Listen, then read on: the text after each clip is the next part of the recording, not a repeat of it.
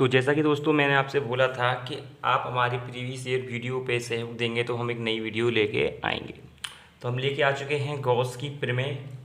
तो इस प्रमेय में क्या दे रखा है, सबसे पहले एक बात याद होना बहुत ही ज़्यादा आवश्यक है इस चैप्टर को स्टार्ट करने से पहले। वो बात ये है कि आपको एरिया वेक्टर मतलब एरिया वेक्टर क्या होता है वो आपको जानना बहुत ही ज़्यादा आवश्यक है। तो एरिया वेक्टर मतलब क्षेत्र क्षेत्र सदिश। क्षेत्र सदिश क्या होता है तो आपको हम बता दें, क्षेत्र सदिश जैसे कि आपने पहले पढ़ा होगा कि area is a vector quantity नहीं होती है। एरिया एक स्केलर क्वांटिटी होती है, वो एक अदिश राशि है।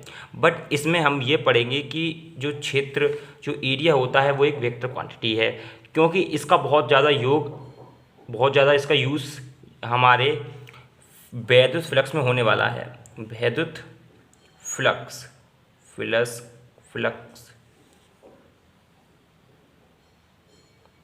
में होने वाला है, जिसे हम फाई ई से निरूपित करते हैं। आप समझ रहे बात को। तो हमें सबसे पहले एरिया वेक्टर जानना आवश्यक है। इसमें जो एरिया वेक्टर जो कार्य करता है वो हमेशा 2D सरफेस के परपेंडिकुलर करता है। जैसे कि ये कोई सरफेस है, अब सरफेस आप कैसा भी ले सकते हो, आप सरफेस ऐसा ले सकते हो, सरफेस कैसा भी एनीवे आप सरफेस कैसा भी ले सकते हो।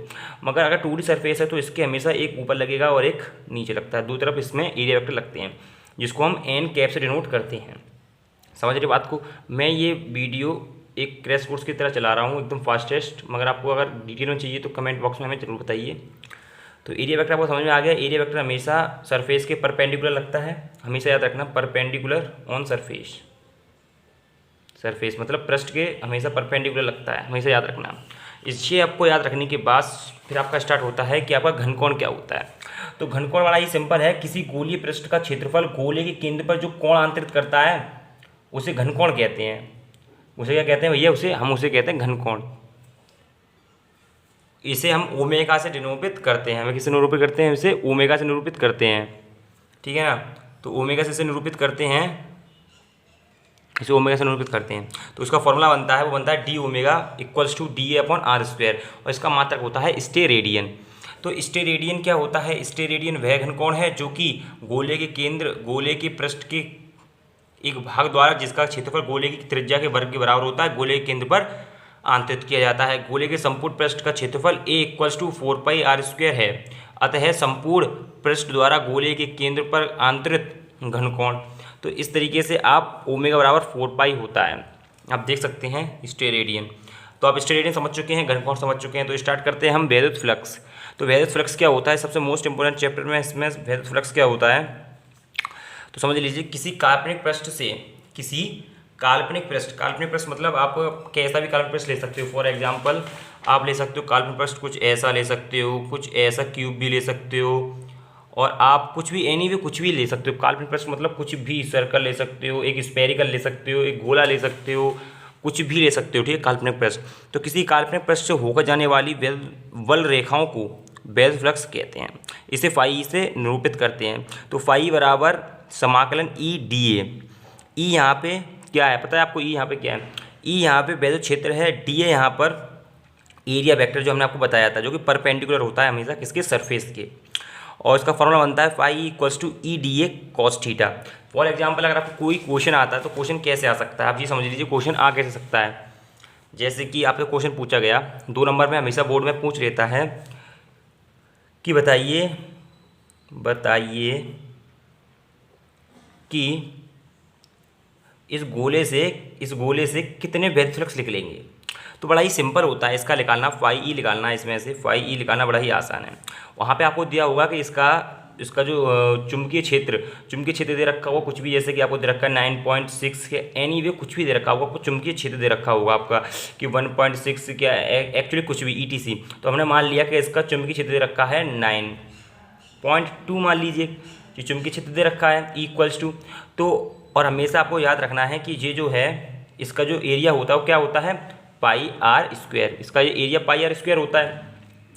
तो आपको हमेशा ये याद रखना है, फॉर्मूला होता है phi E equals to E D A cos theta. अब जैसे कि हमारा ये है, अब इसमें से हमारी जो वो जो चुंबकीय क्षेत्र होगा वो ऐसे होगा कुछ, इसके अंदर ये हमारा सरफेस बन रहा है। अब जैसे इसके अंदर सरफेस बन रहा है तो इसके परपेंडिकुलर एरिया वेक्टर होगा, हमेशा आपको बताया था परपेंडिकुलर होता है एरिया वेक्टर। तो अगर आप लिखोगे phi equals to E D A cos theta, cos theta लिखोगे आप, तो यहाँ पे अगर आप लिखोगे ई मतलब चुंबकीय क्षेत्र 9.2, और यहाँ एरिया वेक्टर जो दे रखा है, एरिया वेक्टर जो दे रखा है वो होगा पाई आर स्क्वायर, ठीक है। और जो कॉस थीटा की जगह आएगा यहाँ पे, क्योंकि ये परपेंडिकुलर है, ये आप देख सकते हो 90 डिग्री, ठीक है ना। और कॉस 90 की वैल्यू आपको पता है कितनी होती है, कॉस 90 की वैल्यू को पता है कितनी होती है, कॉस 90 की 0 होती है। तो यहाँ पे जो फाई ई आएगा वो आएगा 0। और मैं आपको बता ही चुका हूँ, अगर आपका कोई सरफेस है, अगर सरफेस को ऐसे कोई चुंबकीय क्षेत्र है, तो भैया इसमें फाई बराबर वैसे 0 होगा। हमेशा फाई की वैल्यू जब मानी जाती है जब वह एरिया को चीरते हुए जा रहा है, फाड़ते हुए। फॉर एग्जाम्पल ये जो आपका पेन है, अब इसको अगर इससे कोई स्पर्श करके ऐसे कोई रेखा जा रही है, स्पर्श करके ऐसे कोई रेखा जा रही है, स्पर्श करके, तो भैया वो नहीं कहलाएगी आपकी चुंबकीय क्षेत्र, फाई ई नहीं कहलाएगी, मतलब वैध फ्लक्स फाई ई बराबर 0 हो जाएगा। अगर ये इसको चीरते हुए वैसे कि ऐसे बाहर निकल रही है, इधर की साइड बाहर निकल रही है इसको चीरते हुए, तो भैया वहाँ फाई ई इक्वल्स टू 1 कहलाएगा। बात को समझ रहे हो आप? तो यही इसमें बताया गया है कि फाई ई, ठीक है ना। मगर हमारे जो गॉस सर उन्होंने कहा था भैया ये ठटकपना करना, मतलब ये थोड़े छोटे मोटे काम करना सब बेकार है। आप सिंप्लीफिकेशन एक काम करिए, एक पूरा संपूर्ण चार्ज लीजिए और उसके नीचे फाई एप्सिलॉन नॉट की जो वैल्यू होती है उसको भाग कर दीजिए और आपका आंसर आ जाएगा, फाई की वैल्यू निकल आएगी। तो वो देख लीजिए गॉस की प्रमेय क्या कहती है। तो देखिए गॉस की प्रमेय लिखिए तथा इसका उत्पत्ति कीजिए। ये गॉस की प्रमेय है। किसी बंद पृष्ठ, अब बहुत से बच्चे कहेंगे सर ये बंद पृष्ठ क्या होता है? बंद पृष्ठ मतलब 3D सरफेस, 3D हमेशा याद रखना है, 3D कहलाता है, ठीक है ना। जैसे कि आपका हो गया एक ये हो गया 3D सरफेस है, एक ये आपका सिलेंडर हो गया ये 3D सरफेस है, ETC सब 3D सरफेस है। तो किसी और ये हमेशा ये गॉस की प्रमेय हमेशा 3D सरफेस पे वैलिड है, 3D सरफेस पर ही वैलिड है। ये हमेशा याद रखना कि गॉस की प्रमेय हमेशा 3D सरफेस पर ही वैलिड होगी। गॉस की प्रमेय हमेशा गॉस की प्रमेय हमेशा 3D सरफेस पर ही वैलिड है, 3D सरफेस पर ही वैलिड है, पर ही लागू है। For example 3D surface example होते हैं, जैसे कि आपने ले लिया क्यूब,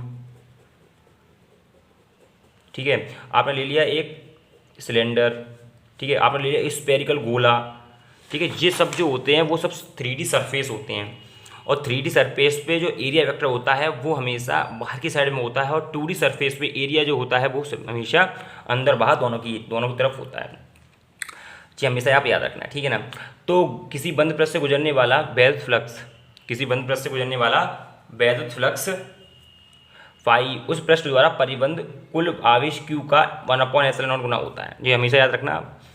ये पूरी की पूरी जो डेरिवेशन है, ये आपको पूरे के पूरे 6 नंबर दिलवाएगी बोर्ड एग्जाम में, गारंटीड, और ज़्यादातर यही पूछी जाती है। परंतु बंद पृष्ठ ए से बंद, ये सब आपको नोट करना है। तो यदि किसी बंद पृष्ठ ए से परिबद्ध आवेश क्यू है तो इससे निर्गत कुल आवेश flux phi equals to Q/ε0 होगा। अब इसकी हम उत्पत्ति करते हैं, इसका फॉर्मूला होता है ये, इसका फॉर्मूला होता है Q/ε0। इसकी उत्पत्ति करते हैं। उत्पत्ति आप देख लीजिए, बड़ा ही सिंपल है उत्पत्ति करना भी। तो देखिए, माना कि एक बिंदु आवेश प्लस क्यू एक बंद पृष्ठ ए के भीतर बिंदु ओ पर स्थित है, ये रहा प्लस क्यू कूलम आवेश, इसके अंदर एक पृष्ठ है जो इसके अंदर ओ पर स्थित है, ठीक है। माना कि इस पृष्ठ पर एक बिंदु पी है, इस पृष्ठ पर एक बिंदु पी, ये बिंदु आपको दे रहा पी, इस पृष्ठ पर जो बिंदु पी है उसके चारों ओर एक लघु क्षेत्र, मतलब एक छोटा सा क्षेत्र बना लिया है, इसके चारों ओर एक छोटा सा क्षेत्र बना लिया है।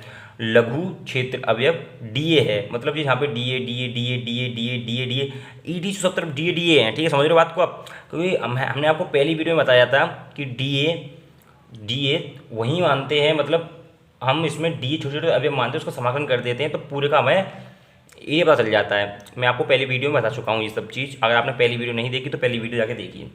माना कि OP बराबर R, ये O और ये P, इसकी बीच की दूरी जो है वो है R, आपको दिखाई दे रहा है। भी हमें ऐसा करना अनिवार्य है भैया। अगर आपने पहली वीडियो नहीं देखी है, वैद्युत क्षेत्र, वैद्युत आवेश तथा क्षेत्र, वो उसमें सब कुछ बताया गया है, ये सब कुछ, ठीक है। तो OP बराबर R क्षेत्र अवयव DA पृष्ठ पर अभिलंब है, इसके ऊपर पृष्ठ पर जो है वो अभिलंब है, ठीक है ना। निरूपित कर सकते हैं। माना कि बिंदु O पर स्थित प्लस की कूलॉम के कारण बिंदु P पर वैद्युत क्षेत्र E है जो कि OP के अनुदिश है। क्षेत्र अवयव DA से गुजरने वाला बाहर की ओर को दिष्ट वैद्युत फ्लक्स DE बराबर EDA। तो अगर हम इसका वो करते हैं, आपने वेक्टर पढ़ा है, तो वेक्टर में अगर हम वेक्टर गुणा करते हैं तो कॉस थीटा आ जाता है। तो EDA cos theta E equals to 1/4 pi Q upon are square, जी हम जानते हैं ये बात। तो E equals to 1/4 pi Q upon are square. तो D phi E equals to Q/4 pi epsilon naught DA cos theta upon are square. ये हमेशा आप याद रखना, ठीक है ना। आगे बढ़िए। तो आगे क्या है इसमें, आगे ये बहुत ही इंटरेस्टिंग चीज़ है।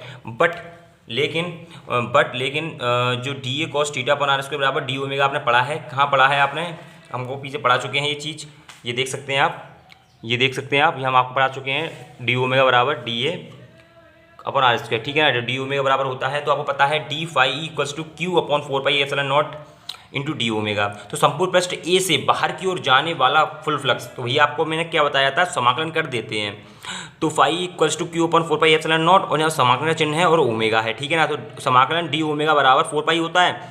तो phi equals to Q/4 pi epsilon naught into 4 pi. तो फाई इक्वल्स टू Q/एप्सिलॉन नॉट, तो यही गॉस की प्रमेय कहलाती है। ये फाई इक्वल्स टू, ये हमने प्रूव करना था, ये प्रूव हम कर चुके हैं।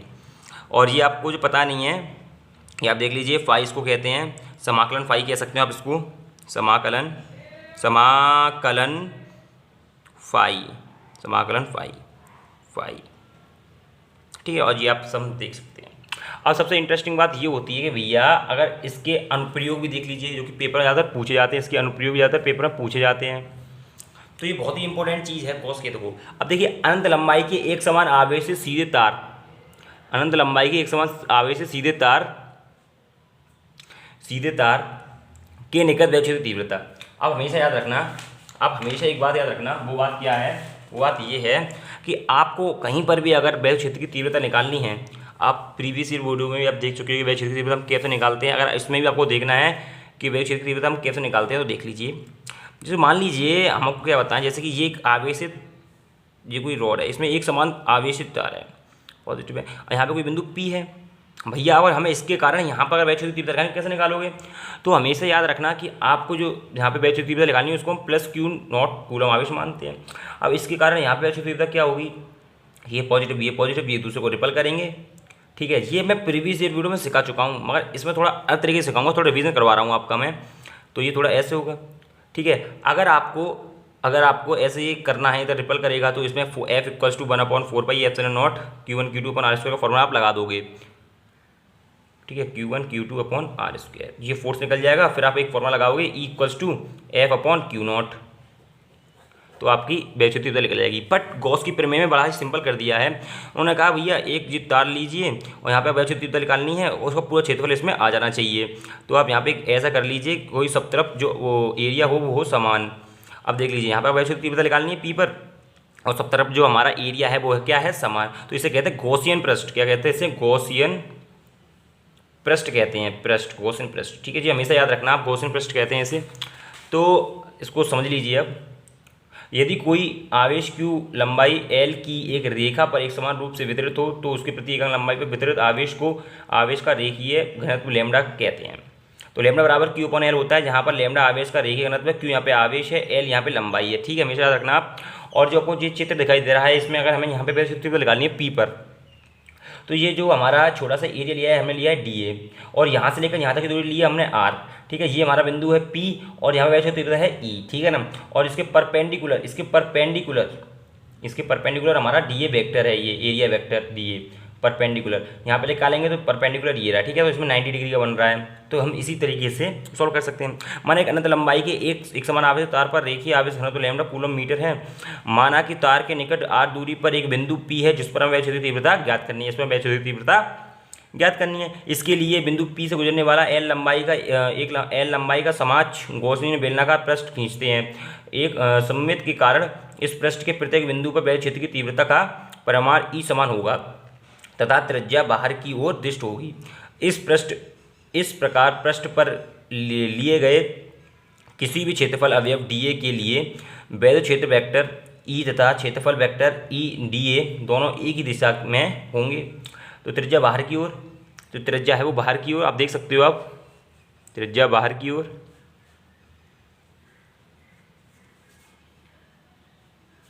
ठीक है ना, त्रिज्या बाहर की ओर। तो अतः क्षेत्रफल अवयव डी ए से होकर जाने वाला वैध फ्लक्स, तो D phi equals to E D A, तो E D A cos theta हो जाएगा, तो ई डी ए। तो अतः गॉसियन पृष्ठ के गुजरने वाला वैध फ्लक्स, तो फाई बराबर, अब पूरे के लिए पूरा एरिया लेंगे तो ए लिया है, पूरा एरिया ए लिया है।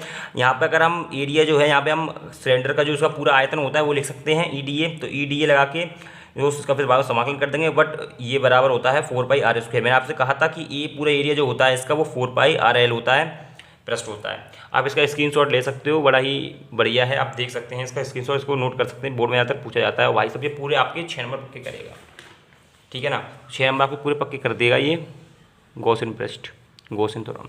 तो फाई बराबर ई 2πrl होता है, इसको समीकरण नंबर 1 मानेंगे।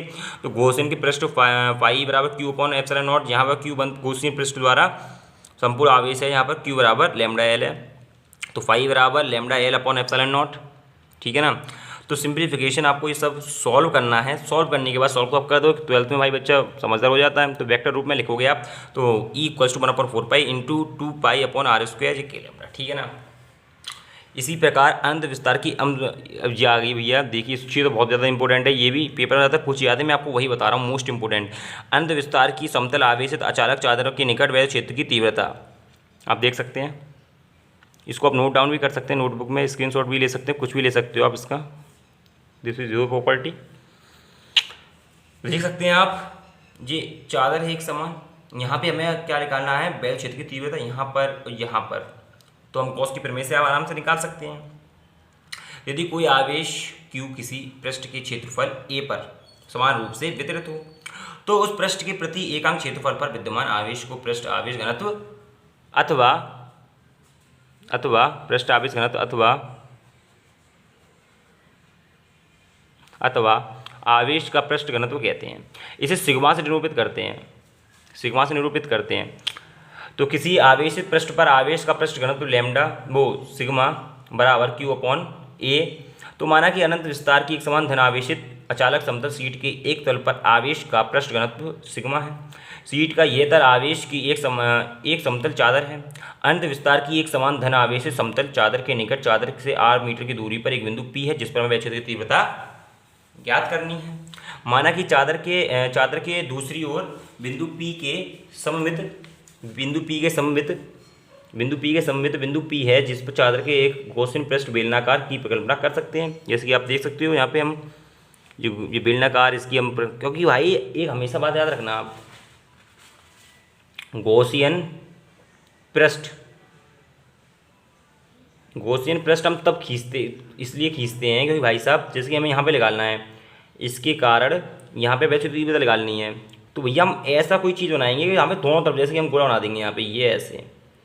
अब देखिए कहीं से भी देख लीजिए सब तरफ से समान तरफ है, तो हम इस तरीके से बनाते हैं। अगर यहाँ पे ये है, यहाँ पे हमें निकालनी है, तो हम ये बेलनाकार बना देंगे, तो ये हम ऐसे बनाएंगे। तो यहाँ पर अगर निकालनी है तो ये सेम है, ये सेम है, हर जगह सेम होना चाहिए, समझ रहे हो बात को आप, तो सेम होनी चाहिए सब तरफ, इसलिए गॉस के प्रश्न लगाते हैं। तो flux y equals to E D A, तो इसको सॉल्विंग करेंगे। सॉल्विंग करने के बाद इसका जो एरिया होता है वो एरिया लिखेंगे, एरिया होता है 2EA, ये वाला एरिया जो होता है वो होता है 5Q अपॉन A। परंतु गॉस का प्रमेय आप इसका स्क्रीनशॉट ले सकते हो आप, या इसको नोट कर सकते हो आप।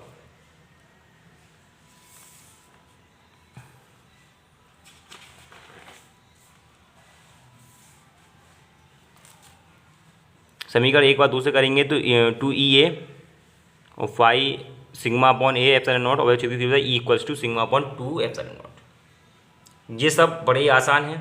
ठीक इसी प्रकार से आवेशित चालक के ठीक बाहर वैध क्षेत्र की अगर हमें तीव्रता निकालनी है, और भाई आप ये मत कहना बहुत जल्दी करा रहा हूँ भाई, ये एक शॉर्ट वीडियो है।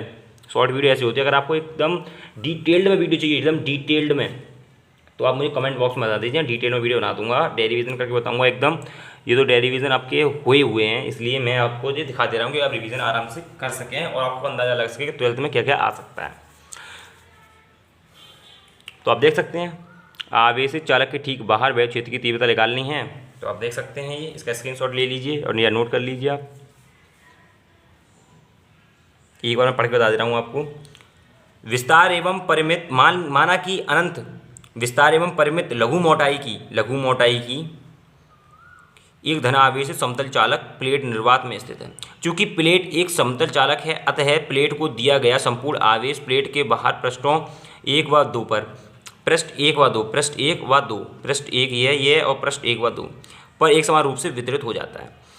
प्लेट के भीतर वह क्षेत्र सर्वत्र शून्य होता है तथा प्लेट के पृष्ठों पर तथा निकटवर्ती बाह्य बिंदुओं पर वह क्षेत्र प्लेट के पृष्ठ के लंबवत होता है। माना कि प्लेट पर आवेश का पृष्ठ घनत्व सिग्मा है।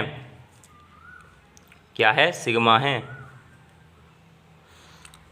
तो हम क्या करेंगे, माना कि चालक प्लेट के एक और ठीक बाहर एक बिंदु P है जिस पर वह क्षेत्र की तीव्रता ज्ञात करनी है। इसमें वह क्षेत्र की तीव्रता ज्ञात करनी है। तो बिंदु P पर चादर 1 के कारण वह क्षेत्र की तीव्रता, और इसके मतलब सिंप्लीफिकेशन, इसके कारण वह क्षेत्र की तीव्रता निकालनी है और इसके कारण वह क्षेत्र की तीव्रता आपको निकालनी है। तो किसी बिंदु पर P पर 2 के कारण वह क्षेत्र, इसमें 1 के कारण, इसके कारण वह क्षेत्र की तीव्रता और 2 पर इसके कारण, तो 1 के कारण वह क्षेत्र की तीव्रता होगी क्वेश्चन नंबर 1 और 2 के कारण वह क्षेत्र की तीव्रता होगी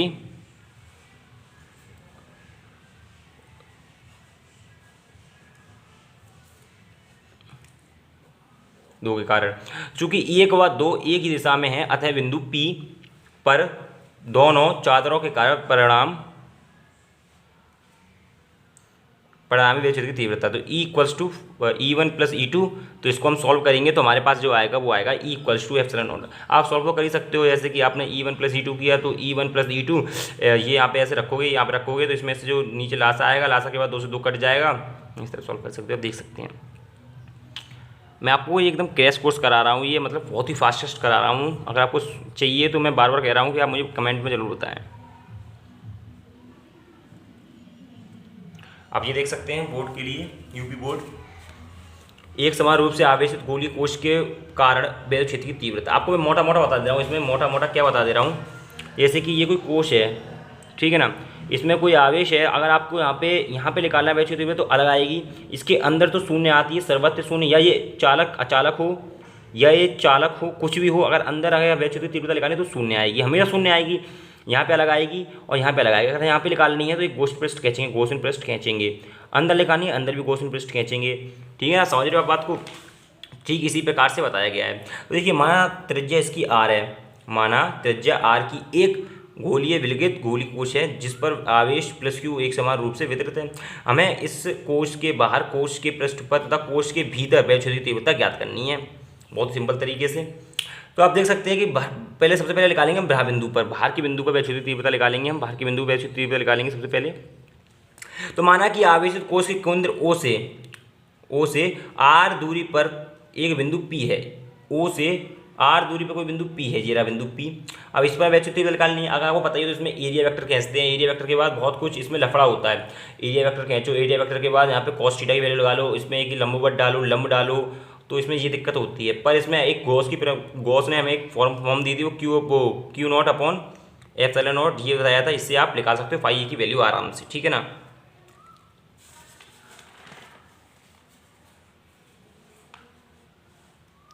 अगर आप ये एकदम सटीक लिख के आते हो ना, ये सटीक, तो भैया आपके 8 नंबर कोई नहीं रोक पाएगा, कोई भी कितना भी बड़ा चेक करा जाए, क्योंकि ये अपना एक्सपीरियंस शेयर कर रहा हूँ भाई, मैंने भी इसी से स्कोर किया था बहुत ही हाई।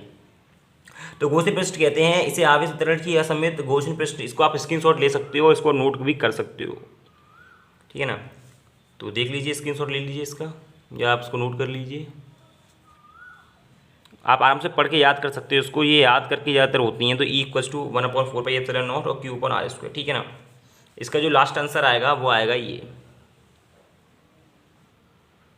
यदि कोश पर आवेश पर पृष्ठ घनत्व सिग्मा हो तब Q बराबर 4 पाई R² सिग्मा, और ये मान समीकरण 3 में रखने पर समीकरण 3 था, और E इक्वल्स टू इसका जो आंसर आएगा वो आएगा E equals to 4 pi epsilon naught Q R² और into sigma upon epsilon naught. और मैं आपको बताया था पहले ही कि अंदर तो भैया E की वैल्यू हमेशा 0 ही होती है, हमेशा ऑलवेज इज ऑल 0, चाहे वो अचालक हो या चालक हो, ठीक है ना। न्यूमेरिकल देखना चाहते हो तो न्यूमेरिकल के लिए हमें कमेंट में जरूर बताएं, हम आपको NCERT के न्यूमेरिकल्स कराएंगे बिल्कुल ईजिली। तो ये कुछ न्यूमेरिकल्स हैं NCERT के, हम आपको न्यूमेरिकल्स कराएंगे बिल्कुल ईजिली। और भी आपको न्यूमेरिकल चाहिए तो आप मुझे कमेंट बॉक्स में जरूर बताएं न्यूमेरिकल्स। और ये हमारा चैप्टर होता है स्थिर विभव तथा धारिता, स्थिर विभव तथा धारिता। तो ये अलग है और ये अलग है। अगर क्रैश कोर्स में कराऊंगा तो दोनों मिक्स करा दूंगा, और अगर आपको अलग से चाहिए अलग से चाहिए तो ये स्थिर वैद्युत की अलग अलग चैप्टर है और धारिता एक अलग चैप्टर है। तो समझ लीजिए जो 3 चैप्टर थे, जो 3 चैप्टर हैं, 3 चैप्टर जो हैं, जैसे कि 3 चैप्टर कौन कौन से 3 चैप्टर, एक हुआ आपका कूलॉम, दूसरा हुआ आपका गॉस, तीसरा हुआ आपका, तीसरी जो कंडीशन है आपकी वो हुई विभव। ये एक दूसरे के भाई भाई हैं, ये तीनों एक दूसरे पर ही निर्भर हैं। बट जो धारिता है, कैपेसिटर है, वो इन तीनों से थोड़ा सा अलग है। उसके लिए एक बढ़िया सी वीडियो बनाऊंगा, आप कमेंट बॉक्स में मुझे बताते रहिए और हमको प्यार देते रहिए, तो आपके वीडियो भी अच्छी आती रहेंगी। तो अगर डिटेल्ड वीडियो चाहिए, डिटेल्ड, तो मुझे भाई कमेंट बॉक्स में जरूर बताइए भाई प्लीज़। तो आप ये देख सकते हैं, अगर आपको ये अच्छी लगती है तो भाई अभी तो मेरे पास बहुत कुछ है। ये देखिए, ये सब पेपर में आते हैं भाई, 12th के एग्ज़ाम में भाई ये बिल्कुल आते हैं भाई, ये न्यूमेरिकल्स, ये 12th की एग्ज़ाम में भाई सब कुछ आता है भाई, ये सब देख सकते हैं आप।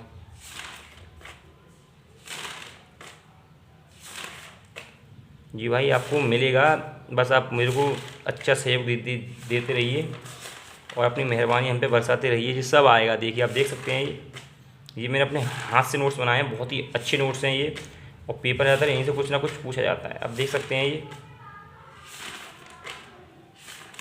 देख सकते हैं आप, ये सारे मेरे ही नोट्स हैं ये देखिए।